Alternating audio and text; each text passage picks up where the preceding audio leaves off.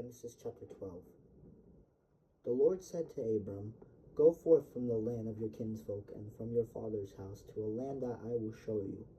I will make of you a great nation, and I will bless you.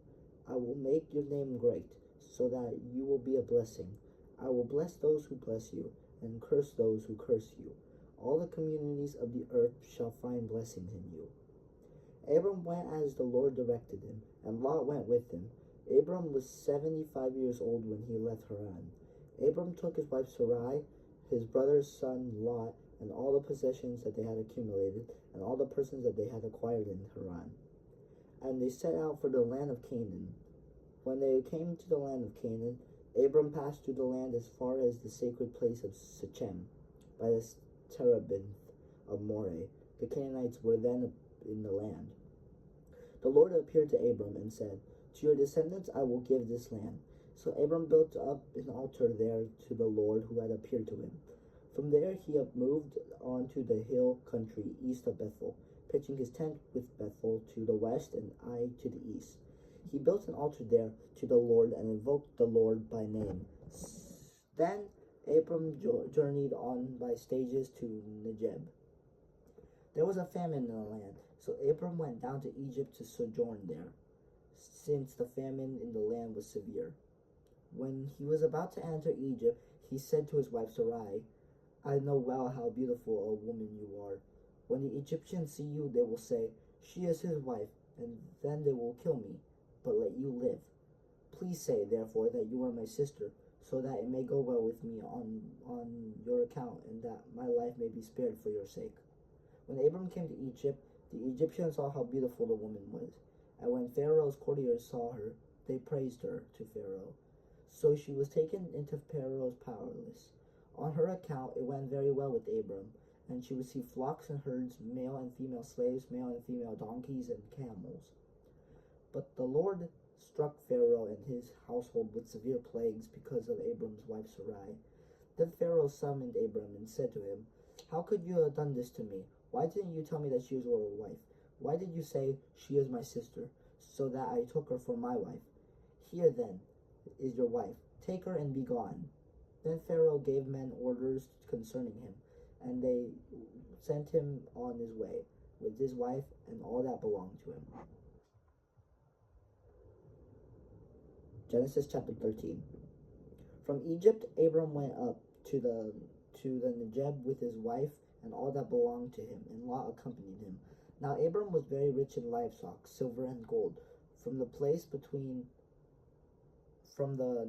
Negeb he traveled by stages toward Bethel, to the place between Bethel and Ai, where his tents had formerly stood, the site where he had first built the altar, and there he invoked the Lord by name.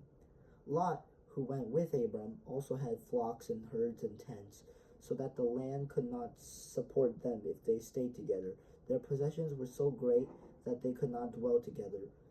There were quarrels between the herdsmen of Abram's livestock and those of Lot's. At this time the Canaanites and the Perizzites were occupying the land.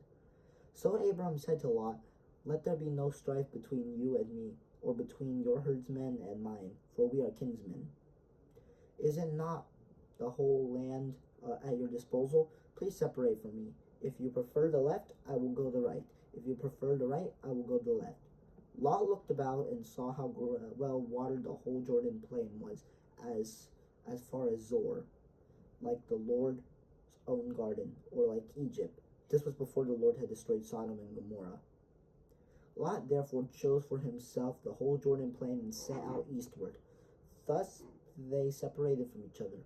Abram stayed in the land of Canaan, while Lot settled among the cities of the plain, pitching his tents near Sodom.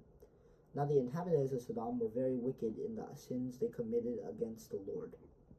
After Lot had left, the Lord said to Abram, "Look about you, and from where you are, gaze to the north and the south, east and west.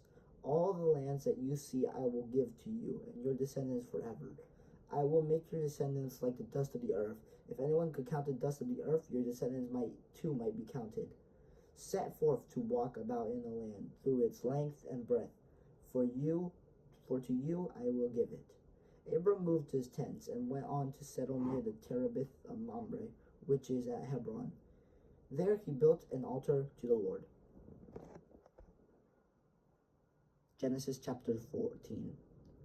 In the days of Amraphel king of Shinar, Arioch king of Elisnar, Chardonlaomer king of Elam, and Tidal king of Goim, made war on Bera king of Sodom, Bersha king of Gomorrah, Shinab king of Admah, Shemember king of Zeboim,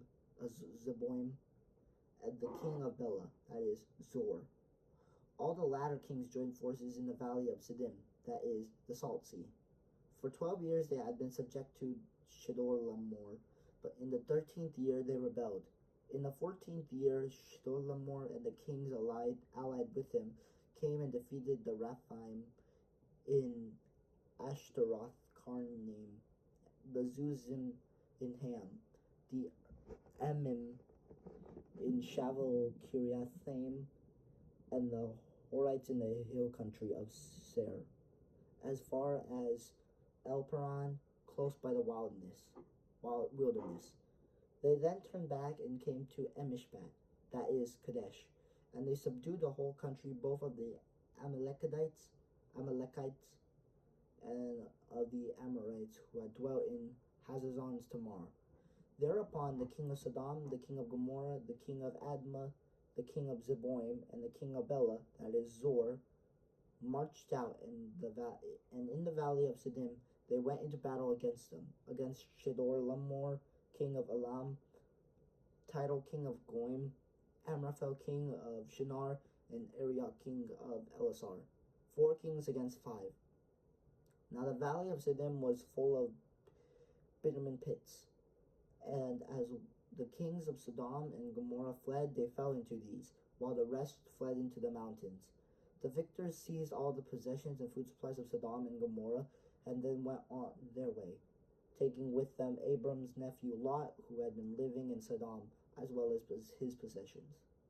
A fugitive came and brought the news to Abram the Hebrew, who was camping at the terebinth of Mamre, the Amorite, the kinsmen of Eshcol and Aner. These were in league with Abram. When Abram heard that his nephew had been captured, he mustered 318 of his retainers born in his house and went to pursue as far as Dan. He and his party deployed against them at night, defeated them, and pursued them as far as Hobah, which is north of Damascus. He recovered all the possessions besides bringing back his kinsman Lot and his possessions, along with the woman and the other captives. When Abram returned from his victory over Chedorlaomer and the kings who were allied with him, the king of Sodom went out to greet him in the valley of Shaveh, that is, the king's valley. Melchizedek, king of Shalem, brought out bread and wine, and being a priest of God Most High, he blessed Abram with these words: Blessed be Abram by God Most High, the creator of heaven and earth. And blessed be God Most High, who delivered your foes into your hand. Then Abram gave him 1/10 of everything. The king of Sodom said to Abram, Give me the people, the goods you may keep. But Abram replied to the king of Sodom, I have sworn to the Lord, God Most High, the creator of heaven and earth, that I would not take so much as a thread or a sandal strap from anything that is yours, lest you should say, I made Abram rich. Nothing for me except what my servants have used up and the share that is due to the men who joined me, Eshcol and Mamre. Let them take their share.